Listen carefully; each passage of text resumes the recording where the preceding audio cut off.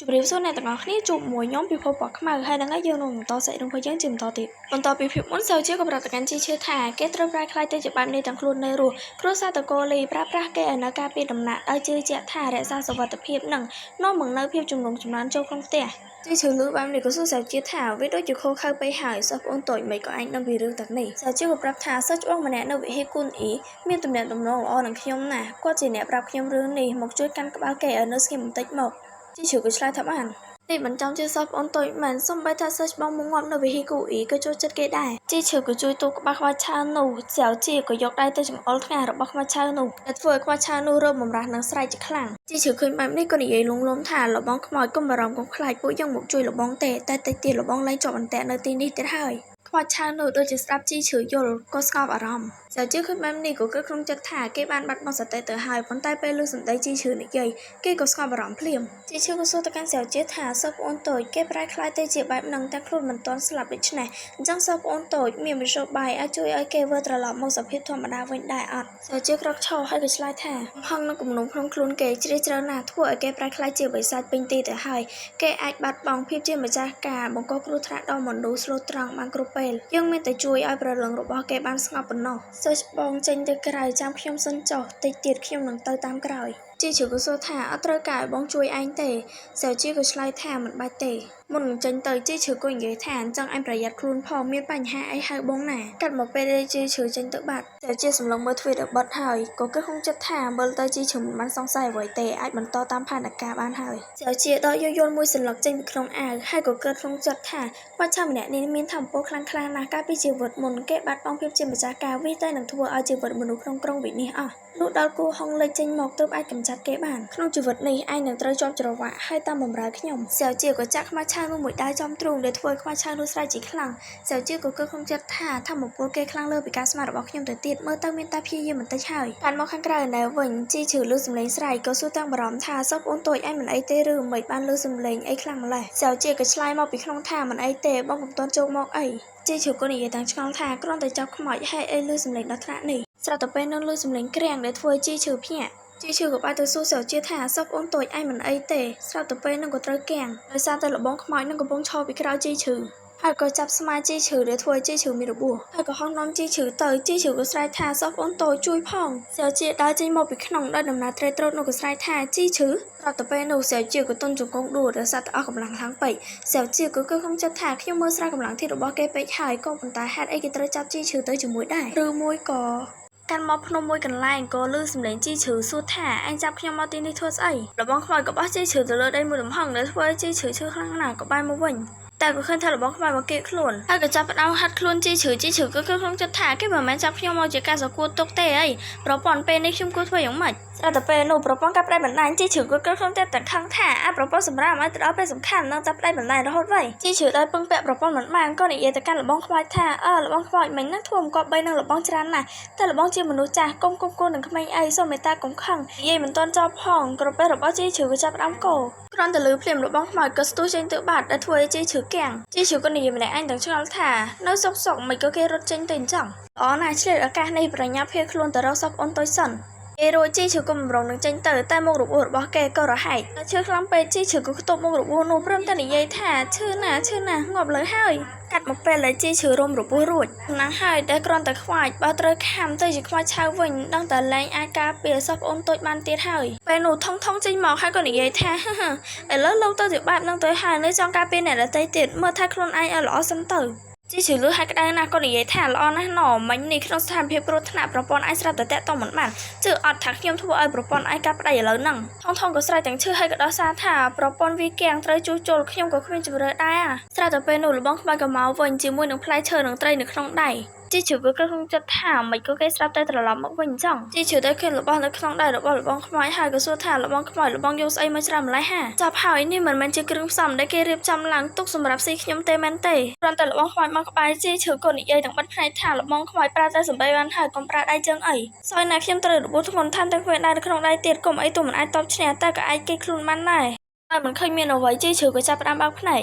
មកជីឈឺក៏ឃើញលបងខ្មៅហើយផ្លែពណ៌មួយផ្លែមកឲ្យខ្លួនជីឈឺក៏សួរថានេះគឺឲ្យខ្ញុំហ៎ បងខ្មៅក៏ងក់ក្បាលជីឈឺក៏និយាយថាអរគុណលោកបងជាមនុស្សល្អណាស់តើលោកបងខ្មៅក៏យកត្រីមកខាំក្រឹបជីឈឺឃើញដូចនេះក៏ខំចិត្តថាខ្មៅឆានេះមិនក៏មើលទៅឡប់ផងគួរឲ្យស្រឡាញ់ផងបែបនេះអត់កើតទេមិនអាចឲ្យភាពឡប់ខ្ជុកខ្ជុករបស់គេមកបង្វក់ខ្ញុំបានឡើយសោះប្អូនតូចនិយាយថាគេមានអានុភាពខ្លាំងក្លាណាស់យ៉ាងណាគួរតែប្រុងប្រយ័ត្នទៅបានមកខាងសៅជានេះវិញលោកម្ចាស់លីដែលកំពុងលូតចង្កូតនៅមុខរបស់សៅជាក៏និយាយថាសូមមនុស្សទេពត្រជាក់ចិត្តខ្ញុំមិនដឹងថាបានធ្វើអ្វីប៉ះពាល់ដល់មនុស្សទេពទេសៅជាក៏ស្ទុះទៅក្បួយកអាវរបស់លោកម្ចាស់លីហើយក៏សួរថាគុំប្រុសធំក្នុងតែឯកានៅរស់ចូលចិត្តទៅកន្លែងណានិយាយមកយើងទុកជីវិតឲ្យលោកម្ចាស់លីក៏និយាយថាសូមមនុស្សទេពទុកជីវិតឲ្យផងពួកយើងដើរផ្លូវខុសមួយពេលទៅផងគំនិតយកមនុស្សរស់បំលែងទៅជាខ្មោចឆៅទោះសម្រាប់បណ្ដេញប្រលឹងបិសាចចេញពីផ្ទះហើយអត់ទ្រាំមិនបានសៅជាក៏កំហុសសួរថាយើងសួរអញជាលើកចុងក្រោយគុំប្រុសធំរបស់អញកាលនៅរស់ចូលចិត្តទៅកន្លែងណាលោកម្ចាស់លីក៏ឆ្លើយទាំងផិតភ័យថាឈ្មោះទៅខាងកើតចម្ងាយមួយញោចមានកន្លែងមួយហៅថាភ្នំជាលៀនគុំប្រុសខ្ញុំចូលចិត្តទៅលេងទីនោះណាសៅជាក៏ព្រមលែងអាវរបស់លោកម្ចាស់លីលោកម្ចាស់លីក៏និយាយថាអរគុណណាស់មនុស្សទេពដែលទុកជីវិតឲ្យខ្ញុំអរគុណមនុស្សទេពខ្លាំងណាស់សៅជាក៏និយាយថាពួកអញធ្វើអំពើសាហាវយំខ្នងខុសនឹងមេដីយ៉ាងនេះទៅហើយនៅចង់ស្រមៃចង់មានជីវិតរស់ទៀតឬម្ចាស់លីក៏និយាយថាមនុស្សទេពខ្ញុំនិយាយមិនទាន់ចប់ផងក៏ត្រូវសៅជាផ្ដាច់ជីវិតតពីសម្លេងមនុស្សនៅក្នុងភូមិគ្រឹះនោះហើយសៅជាក៏ដើរទៅតាមទិសដៅដែលលោកម្ចាស់លីប្រាប់ហើយក៏និយាយថាភ្នំជាលៀនកាត់មកដំណាក់អ៊ូវ៉ាងឯនេះវិញហាន់សងមកដល់ក៏សួរឈីងអ៊ីថាយ៉ាងម៉េចហើយរកឃើញពួកសៅជាហើយឬនៅឈីងអ៊ីក៏ឆ្លើយថាអត់បានឃើញទេខ្ញុំបានបញ្ជូនមនុស្សឲ្យរកពេញមួយប៉ាក់ទៅហើយតិចពួកគេចុះពីព្រំបាត់ហើយដឹងហាន់សងក៏សួរវិញថាប៉ុន្តែរណាំងការពេលនៅខ្លោងទ្វារអត់មានសញ្ញានៃការខូចខាតទេឲ្យពួកគេចេញទៅបានយ៉ាងម៉េចឈីងអ៊ីនឹកឃើញអ្វីម្យ៉ាងហើយក៏និយាយថាឬមួយក៏សៅជាទទួលបានរបស់ម្យ៉ាងនោះកាលនៅដែនដីអាកំបាំងហាន់សងលើកបែបនេះក៏និយាយថាលោកកំពុងនិយាយពីវត្ថុវេទមន្តអ៊ីលីងឡុងមានអានុភាពបំផ្លាញរណាំងការពេលនោះឬពិតជាអាចទៅរួចមែនតើសៅជាមនុស្សស្ដាប់បង្គាប់ណាស់ប្រកាសជាត្រូវជីឈឺពង្វក់ឲ្យចេញពីក្នុងប៉ាក់តែគ្មានការអនុញ្ញាតមិនខានបើដឹងបែបនេះខ្ញុំគួរតែសម្លាប់ជីឈឺចោលកុំតើឯអន្តេសារអីខ្ញុំនឹងប្រញាប់ចាត់កម្លាំងមនុស្សឲ្យតាមរកពួកគេឲ្យត្រឡប់មកវិញតែម្ដងស្រាប់តែពេលនោះចាប់กระดาษមួយក៏ហោះមកឈីងអ៊ីឃើញក៏និយាយថានេះគឺមន្តអាគមបញ្ជាពីលោកមេប៉ាក់ចាប់กระดาษនោះក៏ទៅជាបុរសម្នាក់ហើយក៏សួរថាពួកឯងទាំងពីរស្លន់ដល់ម្លឹងមានរឿងអីឬហាន់សងក៏ឆ្លើយទាំងផាត់ភ័យថាលោកមេប៉ាក់ជាកំហុសខ្ញុំដែលធ្វើប្រហែសត្រួតត្រាមិនបានល្អធ្វើឲ្យសៅជាត្រូវសោះទីមួយក្នុងប៉ាក់ជ័យជ្រៅនំរត់ទៅបាត់ឈីងអ៊ីក៏បន្តថាលោកមេប៉ាក់កំព្រួតខ្ញុំនឹងប្រញាប់បញ្ជូនមនុស្សឲ្យតាមចាប់ពួកគេមកវិញលោកមេប៉ាក់ក៏និយាយថាបញ្ហានេះខ្ញុំទាយដឹងស្រាប់ទៅហើយពួកឯងទាំងពីរមិនបែរអន្តរសាសទេបើសៅជាគេព្រមស្ម័គ្រចិត្តចុះពីភ្នំអញ្ចឹងក៏បណ្ដោយគេទៅចុះក៏ប៉ុន្តែ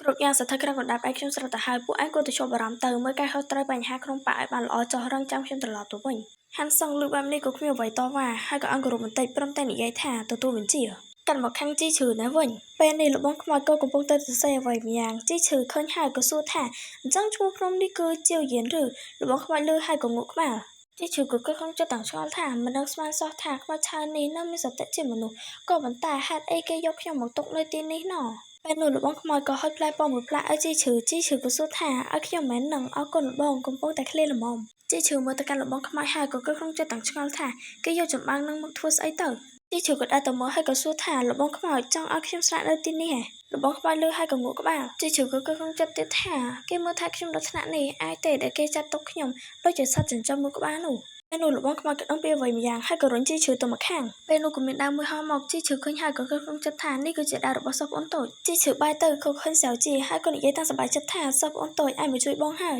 សៅជាឃើញជីឈឺហើយក៏និយាយថាសិស្សច្បងមករស់នៅទីនេះទំនងដូចជាស្រណុកសុខស្រួលដល់ហើយណោះលោកបងខ្មោចក៏ស្រែកនិងសម្រុកទៅវាបហាសៅជាតែក៏ត្រូវសៅជាគេចផុតសៅជាបាយទៅមើលជីឈឺម្ដងទៀតហើយក៏ក្នុងចិត្តថាមើលទៅសភាពរបស់គេក្រៅពីរបួសកន្លែងដដែលតាំងពីពេលដែលត្រូវខ្មោចឆៅចាប់យកទៅនោះគឺគ្មានរបួសអ្វីផ្សេងឡើយឬមួយក៏គេពិតជានិយាយមិនទាន់ចប់ផងក៏ត្រូវជាឈឺស្រែកថាប្រយ័ត្នសិស្សប្អូនតូចតែក៏ត្រូវមួយដៃរបស់លបងខ្មោចទៅសៅជាក៏ហៅដើរអ៊ីសាក់ចេញមកដើម្បីទប់ទល់ហើយក៏ក្នុងចិត្តថាកម្លាំងវិប្រហាពិតជាខ្លាំងក្លាមែនមុនអាគមដែលខ្ញុំទៅប្រើលើគេមិនអាចបង្ក្រាបគេបានទាំងស្រុងហើយថែមទាំងធ្វើឲ្យគេខ្លាំងជាងមុនទៅទៀតជីឈឺឃើញបែបនេះក៏សួរទាំងបារម្ភថាសិស្សប្អូនតូចឯងមិនអីទេឬសៅជាក៏និយាយថាកុំចូលមកសៅជាក៏ហាក់ទៅវាប្រហាលបងខ្មោចតែក៏ត្រូវលបងខ្មោចវាមួយដៃធ្វើឲ្យខ្ទៀតរឿងដល់ដំណាក់កាលនេះហើយមានតែត្រូវសម្រាប់គេចោលប៉ុណ្ណោះជីឈឺឃើញមិនស្រួលក៏ទៅចាប់ដៃលបងខ្មោចហើយក៏និយាយថាលបងខ្មោចចេះត្រជាក់សិនលបងកុំតែក៏ត្រូវលបងខ្មោចស្រែកក្រហមដាក់ ជីឈឺក៏ដាក់លបងខ្ញុំដៃហើយក៏និយាយតែខឹងថាលបងឯងស្រែកក្រហមលឺដល់ថ្នាក់នឹងធូរស្អី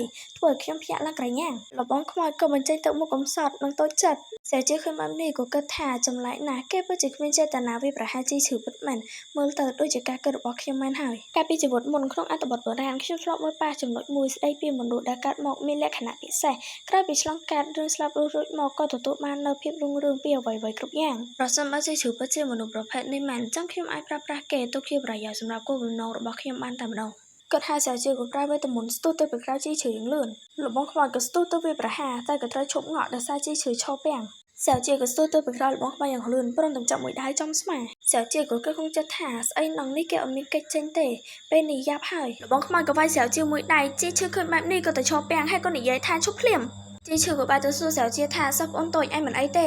សាជាក៏ឆ្លើយតាំងពិបាកថាមិនអីទេ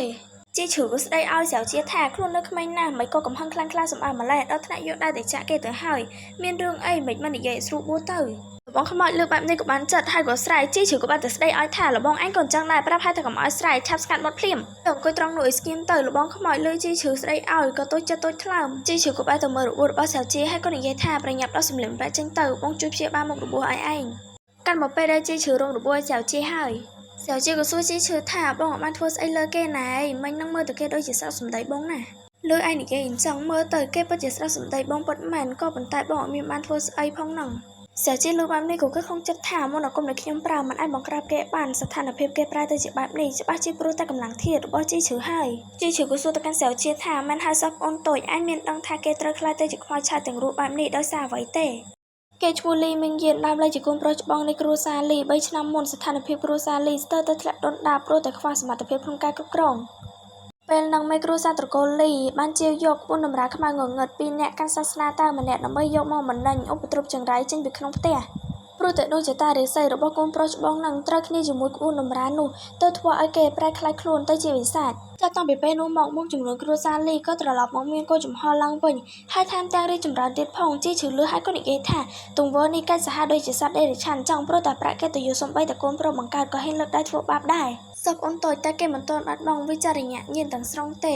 មានវិធីអាចជួយគេអត់សាជាក៏ឆ្លើយថាគេទទួលរងអត្តពលពីធម្មពលបិសាចខ្លាំងក្លាណាស់ពឹងលើសមត្ថភាពខ្ញុំពេលនេះមិនអាចជួយឲ្យគេត្រឡប់មកដូចដើមបានឡើយជីឈឺលឺហើយក៏ទម្លាក់ទឹកមុខបន្តិចហើយក៏សួរថាអញ្ចឹងមានតែត្រូវបង្ក្រាបគេប៉ុណ្ណោះមែនទេសាជាក៏និយាយថាគេនៅមានសតិជាមនុស្សខ្លះដែរបើបង្ក្រាបវិញ្ញាណគេវាដូចជាខូខើពេកត្បិតគេស្ដាប់បង្គាប់មកអញ្ចឹងទុកគេនៅក្បែរខ្លួនបងក៏ល្អដែរនឹងបានជួយរក្សាសុវត្ថិភាពផងជីឈឺលឺបែបនេះក៏សួរថាទុកគេនៅក្បែរខ្លួនប៉ុន្តែគេជាខ្មោចឆៅមានធំយ៉ាងនេះបើតាមមិនពិបាកទេអីសាជាក៏ឆ្លើយថារឿងនោះបងមិនបាច់បារម្ភទេសាជាដកយកចិញ្ចៀនមួយចេញមកហើយក៏ប្រាប់ថានេះគឺជាចិញ្ចៀនគ្រាប់ពូជល្អិតនៅក្នុងមានវាលំហខ្ទង់300ម៉ែត្របងអាចឲ្យមីងយានលាក់ខ្លួននៅក្នុងនឹងបានគ្មានអ្នកណាអាចរកគេឃើញទេជីឈឺលឺបែបនេះក៏គិតក្នុងចិត្តថាស្ដាប់ទៅទំនងមានមហិទ្ធិឫទ្ធិណាវាអាចជាវត្ថុវេទមន្តដូចក្នុងរឿងព្រេងដែរទេនឹងឯអ្នកគ្នាចាប់ពីពេលហ្នឹងទៅខ្ញុំនឹងហៅលបងខ្វាយថាមីងយានវិញស្រួលស្ដាប់ជាងកាត់មកពេលដែលជីឈឺទៅរកមីងយានហើយក៏សួរថាមីងយានលោកស្ម័គ្រចិត្តព្រមនៅក្បែរខ្ញុំទេមីងយានលើបែបនេះក៏ឆ្លើយថា